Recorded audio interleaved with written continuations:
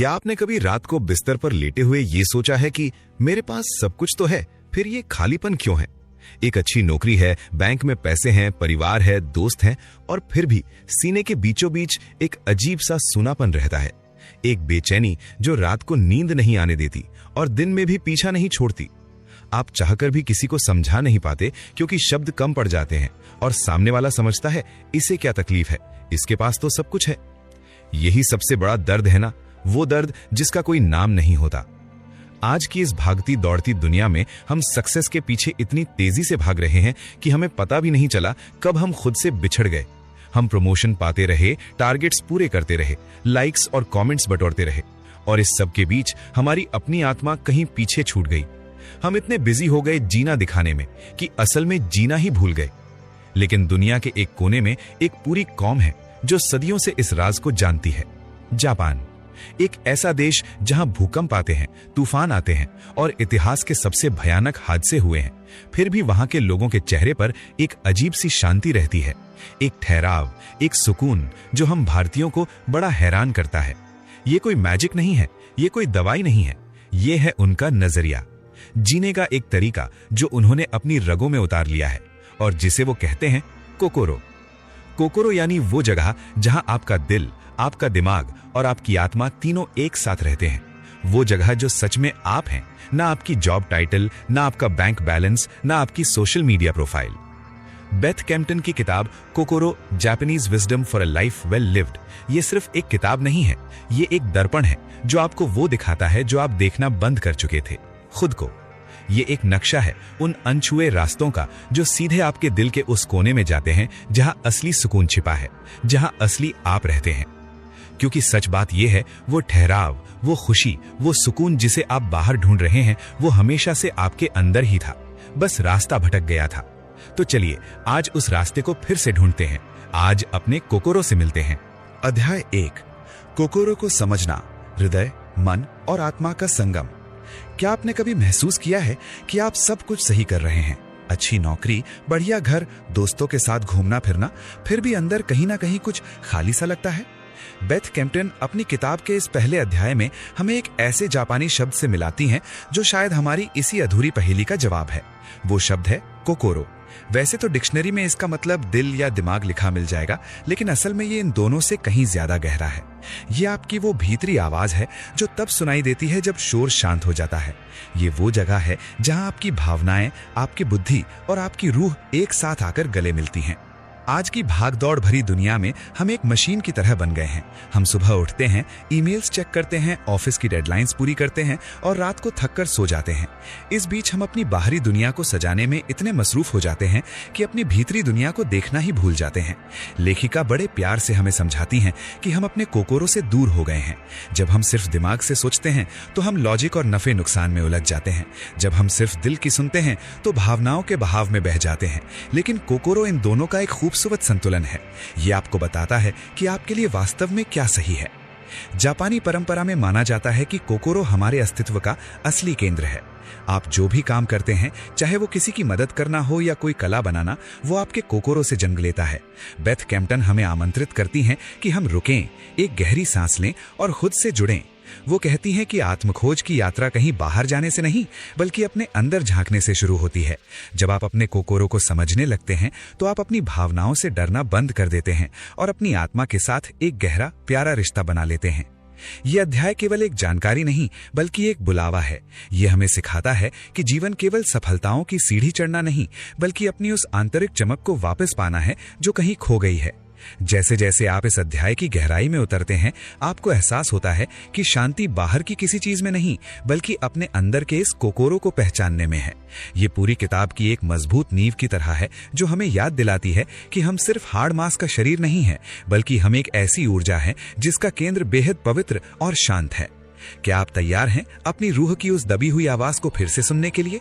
चलिए इस सफर की शुरुआत करते हैं। अध्याय 2, मां, खालीपन का असली जादू। क्या आपने कभी सोचा है कि संगीत इतना मधुर क्यों लगता है? सिर्फ इसलिए नहीं कि उसमें सुंदर सुर होते हैं, बल्कि इसलिए क्योंकि उन सुरों के बीच में छोटे छोटे मौन यानी साइलेंस होते हैं। अगर वो खामोशी न हो तो संगीत सिर्फ एक शोर बनकर रह जाएगा। जापानी संस्कृति में इसी खाली स्थान या विराम को मां कहा जाता है। आज की भागदौड़ भरी जिंदगी में हम इतने पागल हो गए हैं कि हमें खाली बैठना एक गुनाह जैसा लगता है। हमें लगता है कि अगर हम हर वक्त कुछ ना कुछ नहीं कर रहे तो हम अपना समय बर्बाद कर रहे हैं। लेकिन बेथ कैम्पटन हमें याद दिलाती हैं कि ये खालीपन कोई बर्बादी नहीं बल्कि एक पवित्र जगह है जहां हमारी आत्मा खुलकर सांस लेती है। सोचिए, अगर एक कमरा सामान से पूरी तरह ठसाठस भरा हो तो क्या आप वहां चैन से बैठ पाएंगे? नहीं। कमरे की खूबसूरती उस खाली जगह में होती है जहां आप चल सकते हैं, बैठ सकते हैं और सुकून महसूस कर सकते हैं। हमारा जीवन भी उस कमरे जैसा ही है। जब हम अपने दिन भर के शेड्यूल में थोड़ा सा यानी विराम शामिल करते हैं तो हमारे विचारों को ठहरने का मौका मिलता है। ये विराम कुछ भी हो सकता है, जैसे सुबह की चाय बिना फोन देखे पीना, खिड़की से बाहर बादलों को निहारना या बस गहरी सांस लेना। जब हम रुकते हैं तभी हम असल में देख पाते हैं कि हम कहां जा रहे हैं और हम कितने खुश हैं। अध्याय 3, वाबी साबी, अपनी कमियों से प्यार करना सीखें। हम एक ऐसी दुनिया में रहते हैं जहां हर चीज परफेक्ट होनी चाहिए। चेहरा बेदाग हो, करियर शानदार हो और घर शीशे जैसा चमकता हो। लेकिन क्या सच में कुछ भी हमेशा के लिए परफेक्ट रह सकता है? यहीं जन्म होता है जापान के सबसे खूबसूरत दर्शन वाबी साबी का। यह हमें सिखाता है कि असली खूबसूरती उन चीजों में होती है जो थोड़ी पुरानी हैं, थोड़ी टूटी हुई हैं और जो वक्त के साथ बदल रही हैं। ये परफेक्शन की उस थका देने वाली दौड़ से हमें आजादी दिलाता है और हमें अपनी कमियों में छिपे हुए सौंदर्य को देखने की एक नई नजर देता है। इसे समझने का सबसे प्यारा तरीका है किंसुगी की कला। जापान में जब कोई मिट्टी का बर्तन टूट जाता है तो उसे फेंकने के बजाय सोने की परत से जोड़ा जाता है। वो बर्तन जुड़ने के बाद पहले से भी ज्यादा कीमती और सुंदर दिखने लगता है, क्योंकि अब उसकी दरारें उसकी ताकत और इतिहास की गवाह बन जाती हैं। हमारे घाव, हमारी असफलताएं और हमारे जीवन के उतार चढ़ाव भी ठीक वैसे ही हैं। वे हमें कमजोर नहीं बनाते बल्कि हमें एक अनोखी कहानी देते हैं। बेथ कैम्पटन कहती हैं कि जब आप अपनी कमियों को छिपाने के बजाय उन्हें अपना लेते हैं तब आप सच्चे अर्थों में स्वतंत्र हो जाते हैं। अपनी झुर्रियों, अपनी गलतियों और अपनी सादगी में मुस्कुराना ही असल में वाबी साबी की जिंदगी जीना है। अध्याय 4, इकिगाई, वो वजह जो आपकी सुबह को रोशन कर दे। क्या आपने कभी सोचा है कि कुछ लोग हर सुबह इतनी ऊर्जा और मुस्कुराहट के साथ कैसे उठ जाते हैं, जैसे उनके पास कोई जादुई चाबी हो जो उनके दिन को खुशियों से भर देती है? बेथ कैम्पटन अपने चौथे अध्याय में हमें इसी जादुई चाबी से मिलवाती हैं, जिसे जापानी लोग इकिगाई कहते हैं।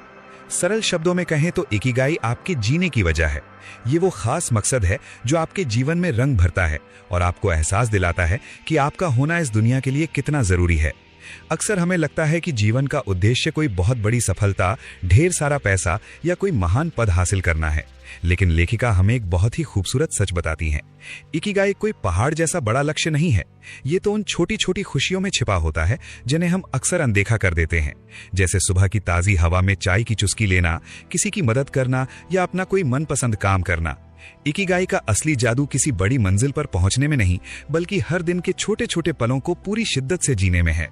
इसे समझने के लिए बेथ हमें 4 खास रास्तों के मिलन बिंदु पर ले जाती हैं। कल्पना कीजिए कि एक तरफ वो काम है जिसे करने से आपको बेइंतहा मोहब्बत है और दूसरी तरफ वो हुनर है जिसमें आप बहुत माहिर हैं। अब इसमें वो जोड़ दीजिए जिसकी इस दुनिया को जरूरत है और अंत में वो काम जिससे आपकी आजीविका चल सके। जहां ये चारों बातें आपस में मिलती हैं, वहीं आपका इकिगाई मुस्कुरा रहा होता है। जब आप ऐसा कुछ करते हैं जो आपको पसंद भी हो और दुनिया के काम भी आए, तो काम फिर बोझ नहीं लगता बल्कि एक उत्सव बन जाता है। ये अध्याय उन लोगों के लिए एक ठंडी छांव की तरह है जो आज की भागदौड़ भरी जिंदगी में थोड़ा खोया हुआ महसूस कर रहे हैं। अगर आपको लगता है कि आपके जीवन में कोई दिशा नहीं है या आप बस मशीन की तरह जी रहे हैं, तो बेथ कैम्पटन की ये बातें आपको रुकने और खुद से बात करने का मौका देती हैं। वो हमें सिखाती हैं कि अपना इकिगाई खोजने के लिए कहीं बाहर जाने की जरूरत नहीं है, बस अपने दिल की गहराइयों में झांकने की जरूरत है। जब आप अपनी छोटी छोटी खुशियों को अपने हुनर के साथ जोड़ लेते हैं तो जिंदगी बोझ नहीं बल्कि एक खूबसूरत सफर बन जाती है। अध्याय 5, मोनो नो आवारे, उस पल की खूबसूरती जो ठहरती नहीं। कल्पना कीजिए कि आप एक सुंदर बगीचे में खड़े हैं और चारों तरफ चेरी ब्लॉसम के फूल खिले हैं। उनकी सुंदरता देखकर मन भर आता है, लेकिन साथ ही एक हल्का सा दर्द भी महसूस होता है, क्योंकि आप जानते हैं कि अगले कुछ दिनों में ये पंखुड़ियां जमीन पर बिखर जाएंगी। इसी एहसास को जापानी संस्कृति में मोनो नो आवारे कहा जाता है। बेथ कैम्पटन हमें समझाती हैं कि ये कोई दुख भरी बात नहीं है, बल्कि जीवन का सबसे गहरा सच है। जब हम किसी चीज के खत्म होने की संभावना को स्वीकार कर लेते हैं, तब हम उस चीज की असली कदर करना सीखते हैं। असल में ये अवधारणा हमें ये सिखाती है कि जिंदगी में कुछ भी स्थायी नहीं है, न ये मौसम, न हमारी खुशियां और न ही हमारी परेशानियां। अगर फूल कभी न मुरझाते तो शायद हम उन्हें कभी इतनी गहराई से निहारते भी नहीं। जब हम ये जान लेते हैं कि आज का ये पल दोबारा कभी नहीं लौट कर आएगा, तो हम अपने रिश्तों को ज्यादा वक्त देने लगते हैं और छोटी छोटी खुशियों को महसूस करने लगते हैं। परिवर्तन से डरने के बजाय उसे गले लगाना ही वर्तमान में जीने की असली कला है। ये मीठा दर्द हमें याद दिलाता है कि हम जिंदा हैं और हर पल को उसकी पूरी गहराई के साथ जीना हमारी जिम्मेदारी है। अध्याय 6, शोकुनिन, काम में अपनी आत्मा भोग देना। क्या आपने कभी किसी ऐसे इंसान को देखा है जो अपना काम इतनी तन्मयता से करता है कि उसे आसपास की खबर ही नहीं रहती? जापान में ऐसे लोगों को शोकुनिन कहा जाता है। लेकिन शोकुनिन का मतलब सिर्फ एक हुनरमंद कारीगर नहीं होता, बल्कि ये एक ऐसी भावना है जहां इंसान अपने काम को भगवान की इबादत समझने लगता है। बेथ कैम्पटन इस अध्याय में बताती हैं कि एक शोकुनिन कभी भी काम को सिर्फ पैसे कमाने का जरिया नहीं मानता। उसके लिए उसकी कला ही उसकी पहचान और उसके जीवन का सबसे बड़ा उद्देश्य होती है। चाहे वो एक छोटा सा मिट्टी का बर्तन बनाने वाला कुम्हार हो या दुनिया का सबसे बेहतरीन सुशी शेफ, उनकी खासियत ये है कि वे हर काम में अपनी पूरी आत्मा डाल देते हैं। वे पूर्णता के पीछे नहीं भागते, बल्कि वे उस काम को करने की प्रक्रिया यानी प्रोसेस से प्यार करते हैं। बेथ हमें प्रेरित करती हैं कि हमें भी अपने रोजमर्रा के कामों में, चाहे वो ऑफिस की कोई रिपोर्ट लिखना हो या घर पर खाना बनाना, इसी भावना को लाना चाहिए। जब आप किसी काम को पूरे होश और प्यार के साथ करते हैं तो वो काम बोझ नहीं रहता, बल्कि एक साधना बन जाता है। यही वो रास्ता है जो एक साधारण इंसान को असाधारण बना देता है। अध्याय 7, इचिगो इचिए, ये पल फिर कभी नहीं आएगा। जरा सोचिए, आप अपने किसी पुराने दोस्त के साथ चाय पी रहे हैं। वही पुरानी जगह, वही पसंदीदा चाय और वही जानी पहचानी बातें। पहली नजर में लगता है कि ये तो रोज की बात है, इसमें नया क्या है। लेकिन जापानी दर्शन इचिगो इचिए हमें एक बहुत ही गहरी और खूबसूरत बात सिखाता है। इसका सीधा सा मतलब है एक समय एक मुलाकात। ये हमें याद दिलाता है कि भले ही आप उसी दोस्त से कल फिर मिलें, लेकिन जो पल आप अभी जी रहे हैं वो ब्रह्मांड के पूरे इतिहास में दोबारा कभी नहीं लौटेगा। आज की हंसी, आज की वो हल्की सी हवा और आज का आपका मिजाज, सब कुछ इतना अनोखा है कि इसे दोबारा रिप्ले नहीं किया जा सकता। बेथ कैम्पटन इस अध्याय में हमें जापान के पारंपरिक चाय समारोह यानी टी सेरेमनी की सैर पर ले जाती हैं। वहां चाय पीना सिर्फ प्यास बुझाना नहीं है, बल्कि एक साधना है। वहां हर घूंट को पूरी जागरूकता के साथ पिया जाता है, जैसे कि वो दुनिया की आखिरी और सबसे कीमती चीज हो। जब आप इस भावना के साथ किसी से मिलते हैं तो आपकी पूरी ऊर्जा उस इंसान और उस पल पर केंद्रित हो जाती है। आप सिर्फ वहां शरीर से मौजूद नहीं होते, बल्कि आपका मन और आत्मा भी वहीं होती है। यही वो जादू है जो एक साधारण सी मुलाकात को एक यादगार अनुभव में बदल देता है। लेकिन आज की भागदौड़ भरी जिंदगी में हम इस जादू को खोते जा रहे हैं। आज हम किसी खूबसूरत नजारे को अपनी आंखों से देखने के बजाय उसे अपने फोन के कैमरे से देखना ज्यादा पसंद करते हैं। हम दोस्तों के साथ बैठे होते हैं, लेकिन हमारा ध्यान इस बात पर होता है कि इसकी फोटो सोशल मीडिया पर कैसी लगेगी या लोग उस पर क्या कमेंट करेंगे। लेखिका बड़े ही प्यार से हमें समझाती हैं कि जब हम किसी पल को कैद करने की कोशिश करते हैं तो अक्सर हम उस पल को जीना भूल जाते हैं। डिजिटल दुनिया के इस शोर में हम असली जुड़ाव और उस पल की खुशबू को कहीं पीछे छोड़ देते हैं। इचिगो इचिए हमें सिखाता है कि हम अपने रिश्तों में पूर्ण उपस्थिति लेकर आएं। जब आप अपने बच्चे से बात करें तो सिर्फ उसकी बात सुने नहीं, बल्कि उसे महसूस करें।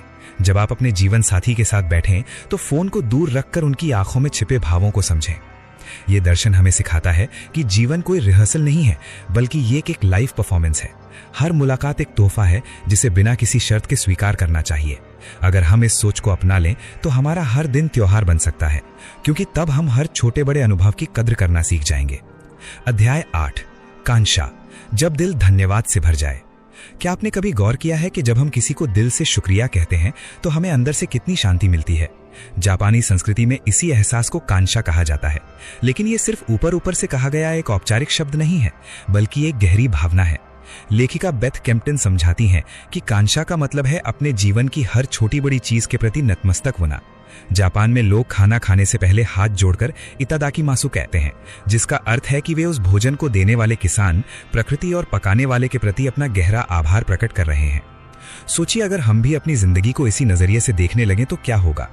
अक्सर हम उन चीजों के पीछे भागते रहते हैं जो हमारे पास नहीं है, और इस चक्कर में हम उन अनमोल चीजों को भूल जाते हैं जो हमारे पास पहले से मौजूद हैं। कांशा हमें सिखाता है कि सुबह की पहली चाय, अपनों की मुस्कुराहट या एक ताजी हवा का झोंका भी किसी आशीर्वाद से कम नहीं है। जब हमारा ध्यान कमी से हटकर प्रचुरता पर आता है तो मन की सारी व्याकुलता अपने आप शांत होने लगती है। ये अध्याय हमें याद दिलाता है कि कृतज्ञता ही वो चाबी है जो संतोष और असली मानसिक सुख के दरवाजे खोलती है। अध्याय 9, शिज़ेन, कुदरत की गोद में सुकून। आज की भागदौड़ भरी जिंदगी में हम कंक्रीट के जंगलों के बीच इतने फंस गए हैं कि हमने मिट्टी की खुशबू और पत्तों की सरसराहट को महसूस करना छोड़ दिया है। 9वें अध्याय में बेथ कैम्पटन शिज़ेन यानी प्रकृति के साथ हमारे अटूट रिश्ते की बात करती हैं। जापान में प्रकृति को सिर्फ सजावट की चीज नहीं बल्कि आध्यात्मिकता का सबसे बड़ा स्रोत माना जाता है। वहां शिनरिन यूकू जैसी अद्भुत परंपराएं हैं जहां लोग जंगलों में जाकर पेड़ों के बीच वक्त बिताते हैं ताकि उनकी आत्मा और शरीर फिर से ऊर्जा से भर सकें। लेखिका बहुत ही सरल शब्दों में बताती हैं कि हम जितना प्रकृति से दूर होते जा रहे हैं उतना ही हमारे अंदर तनाव, उदासी और खालीपन बढ़ता जा रहा है। हमारा मन यानी कोकोरो तभी स्वस्थ रह सकता है जब वो अपनी जड़ों से जुड़ा हो। इसके लिए आपको किसी ऊंचे पहाड़ पर जाने की जरूरत नहीं है। बस अपने घर के पास किसी पार्क में बैठना, एक नन्हे से पौधे को बढ़ते हुए देखना या रात को खुले आसमान के नीचे तारों को निहारना भी काफी है। जब हम नंगे पांव घास पर चलते हैं या बहते पानी की आवाज सुनते हैं तो कुदरत चुपके से हमारे जख्मों को भरने लगती है। ये अध्याय हमें वापस घर लौटने का रास्ता दिखाता है, प्रकृति के उस घर में जहां सिर्फ शांति और सुकून है। अध्याय 10, वाह, जीवन में सामंजस्य और शांति का जादू। क्या आपने कभी सोचा है कि कुछ घर या कुछ जगहें इतनी शांत और सुखद क्यों लगती हैं, जैसे वहां पहुंचते ही मन का सारा बोझ उतर गया हो? इसका जवाब छिपा है एक जापानी शब्द में, वाह, यानी सामंजस्य। यानी एक ऐसा तालमेल जहां हर चीज अपनी सही जगह पर हो और एक दूसरे के साथ प्यार से जुड़ी हो। ये केवल एक शब्द नहीं बल्कि जीने का एक बहुत ही खूबसूरत तरीका है जो हमें सिखाता है कि हम दूसरों के साथ और खुद के साथ कैसे सुकून से रह सकते हैं। अक्सर हमें लगता है कि शांति का मतलब है चुप रहना या झगड़ों से डरकर पीछे हट जाना, लेकिन वह हमें कुछ अलग ही सिखाता है। ये कोई मजबूरी की चुप्पी नहीं है बल्कि ये दूसरों के लिए अपने दिल में जगह बनाने का नाम है। जापानी संस्कृति में इसका असर हर जगह दिखता है, चाहे वो दफ्तर की कोई मीटिंग हो या घर का खाना। बेथ कहती हैं कि सामंजस्य का मतलब अपनी आवाज को पूरी तरह दबा देना नहीं है। इसका असली अर्थ तो ये है कि जब आप अपनी बात कहें तो साथ ही दूसरों की बात को सुनने और समझने के लिए भी अपना मन खुला रखें। ये एक ऐसा संतुलन है जहां हर किसी के विचार को सम्मान मिलता है और कोई भी खुद को छोटा महसूस नहीं करता। कल्पना कीजिए एक ऐसे समाज या परिवार की जहां हर कोई सिर्फ अपनी जीत के बारे में नहीं बल्कि सबके भले के बारे में सोचता है। वाह, इसी एकता की नींव रखता है। जब हम अपने अहंकार को थोड़ा पीछे रखते हैं तो रिश्तों की उलझनें अपने आप सुलझने लगती हैं। बेथ हमें समझाती हैं कि हम अपने रोजमर्रा के जीवन में छोटे छोटे बदलाव करके इस शांति को ला सकते हैं, जैसे बात करते समय शब्दों का चुनाव नरमी से करना, दूसरों की मेहनत की सराहना करना और प्रकृति के साथ थोड़ा समय बिताना। जब हम अपने आसपास के माहौल में वाह यानी संतुलन पैदा करते हैं तो हमारे भीतर की उथल पुथल भी शांत होने लगती है। ये अध्याय हमें याद दिलाता है कि हम इस दुनिया में अकेले नहीं हैं। हम सब एक बड़े समुदाय का हिस्सा हैं और हमारी खुशी इस बात पर निर्भर करती है कि हमारे रिश्ते कितने गहरे और मधुर हैं। वाह को अपनाना असल में एक कला है, एक ऐसी कला जो हमें शोर शराबे वाली इस दुनिया में भी सुकून से रहना सिखाती है। लेखिका का ये संदेश बहुत सरल है। अगर आप अपने जीवन में सच्ची शांति चाहते हैं तो दूसरों के साथ मिलकर चलना सीखें। जब हम एक दूसरे का हाथ थामते हैं और सामंजस्य के साथ आगे बढ़ते हैं तो जीवन की राह न केवल आसान हो जाती है बल्कि बेहद खूबसूरत भी लगने लगती है। अध्याय 11, काइजेन, छोटे कदमों का जादू। अक्सर हमें लगता है कि जीवन को बदलने के लिए किसी बहुत बड़े धमाके या रातों रात होने वाले चमत्कार की जरूरत है। हम नए साल के संकल्प लेते हैं, बड़े बड़े सपने देखते हैं और फिर अगले ही दिन हार मान लेते हैं क्योंकि वो पहाड़ जैसा लक्ष्य हमें डराने लगता है। बेथ कैम्पटन यहाँ हमें काइजेन के जापानी रहस्य से मिलवाती हैं। काइजेन का सीधा सा मतलब है छोटे लेकिन लगातार सुधार। ये हमें सिखाता है कि आपको एक ही दिन में दुनिया नहीं जीतनी है, बस कल से आज थोड़ा बेहतर होना है। अगर आप रोजाना सिर्फ 1% भी सुधार करते हैं तो साल के अंत तक आप पूरी तरह से एक नए इंसान बन चुके होंगे। ये अवधारणा व्यापार की दुनिया में मशहूर हुई थी, लेकिन बेथ ऐसे हमारे बेडरूम, किचन और हमारे दिल तक ले आती हैं। यहाँ सबसे खूबसूरत बात यह है कि काइज़ेन और वाबी साबी हाथ पकड़कर साथ चलते हैं। वाबी साबी हमें अपनी कमियों से और अपनी अधूरी कहानी से प्यार करना सिखाता है, जबकि काइज़ेन हमें उन कमियों के साथ आगे बढ़ने का रास्ता दिखाता है। मान लीजिए कि आप कोई नई भाषा सीखना चाहते हैं या अपनी सेहत सुधारना चाहते हैं। काइज़ेन कहता है कि घंटों मेहनत करने के बजाय बस आज 5 मिनट किताब पढ़ें या 5 मिनट टहलें। ये छोटे कदमों का दर्शन हमें उस मानसिक बोझ से आजाद कर देता है जो अक्सर हमें शुरुआत करने से रोकता है। ये अध्याय हमें याद दिलाता है कि सफलता कोई मंजिल नहीं, बल्कि हर दिन उठाया गया एक छोटा और प्यारा कदम है।